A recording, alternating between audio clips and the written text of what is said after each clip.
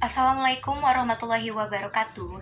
Yang terhormat Miss Arlenti Pusparani, Sarjana Ekonomi, Magister Ekonomi, selaku dosen pengampu mata kuliah Komunikasi Bisnis. Perkenalkan, nama saya Rizcha Utami, NPM 2041212 dari kelas AKT 20A, jurusan Akuntansi, Fakultas Ekonomi Bisnis Universitas Teknokrat Indonesia. Kali ini saya akan mereview film yang berjudul Laskar Pelangi yang dirilis pada tanggal 26 September 2008 yang disutradarai oleh Riri Riza. Film ini merupakan adaptasi sebuah novel Laskar Pelangi karangan Andrea Hirata, diangkat dari sebuah kisah nyata yang dialami oleh penulis sendiri. Film ini berceritakan tentang bagaimana anak-anak di salah satu pulau terindah di Indonesia, di mana mereka harus berjuang untuk bersekolah. Cerita ke-10 anak Laskar Pelangi yang terus berjuang untuk menggapai mimpi mereka, serta keindahan persahabatan yang menyelamatkan hidup manusia. Tokoh-tokoh yang ada di film Laskar Pelangi yaitu ada Ikal, Lintang, Mahar, Borek, Akyong, Kucai, Syahdan, Trapani, Sahara, dan Harun. Jadi, film Laskar Pelangi menceritakan tentang 10 anak yang tinggal di desa Gantong Belitung Timur, yang mana di desa tersebut terdapat sebuah sekolah dasar yang bernama SD Muhammadiyah. SD tersebut sudah sangat tua dan juga hampir ditutup karena kekurangan siswa. Departemen Pendidikan mengatakan bahwa jika sekolah tersebut tidak mencapai 10 siswa pada saat pendaftaran siswa baru, maka sekolah tersebut akan ditutup. Dan pada saat itu, siswa yang mendaftar hanya 9 orang. Bu Mus sebagai salah satu guru di sana merasa khawatir, akan tetapi kekhawatirannya hilang karena datang seorang anak laki-laki yang bernama Harun.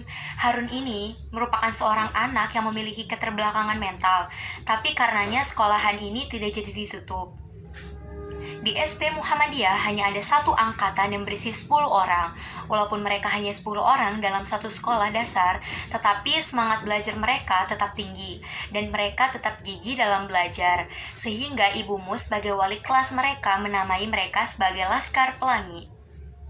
Seperti yang kita tahu, di antara 10 anak tadi ada satu anak yang bernama Lintang. Lintang adalah seorang anak nelayan yang miskin yang memperjuangkan pendidikannya. Jarak dari rumahnya ke sekolah itu sekitar 40 km dan dia menggunakan sepeda untuk sampai ke sekolahannya. Walaupun jaraknya sangat jauh, tetapi Lintang tidak pernah ada niatan untuk membolos sekolah karena dia ingin cita-citanya tercapai. Singkat cerita, SD Muhammadiyah mengikuti perlombaan festival yang diadakan di desanya. Mereka mengikuti lomba menari dan Ibu Mus sebagai wali kelas mereka menunjuk Mahar sebagai siswa yang memiliki ide kreatif untuk menjadi pemimpin di dalam lomba tersebut.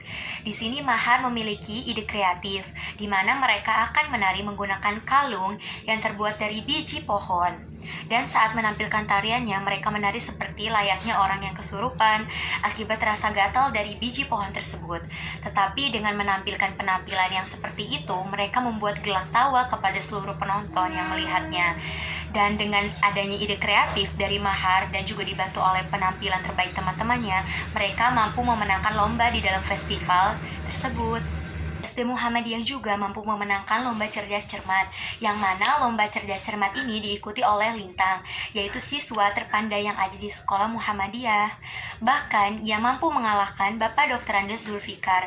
Pada saat itu, beliau menjadi seorang guru di sekolah negeri yang berjasa dan juga terkenal.